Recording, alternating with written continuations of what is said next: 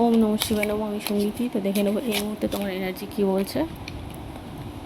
এই মুহূর্তে তোমার এনার্জি কিন্তু কী বলছে আমি দেখে নেব। আমি তোমাদের এনার্জি দেখে নেব।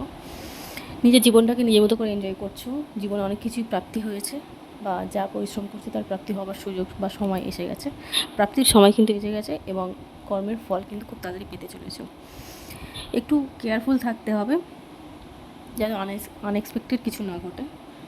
হতে পারে কোনো সম্পর্ক বা কোনো কিছু বা কাজের ক্ষেত্রে কিছু একটা ব্যাঘাত ঘটতে চলেছে। জীবনটাকে এখন হয়তো উপভোগ করছো, কিন্তু কিছু একটা ব্যাঘাত ঘটতে চলেছে অবশ্যই। উপর থেকে ঠিক নিচে পতনের মতো একটা কিছু ঘটতে চলেছে তোমাদের জীবনে।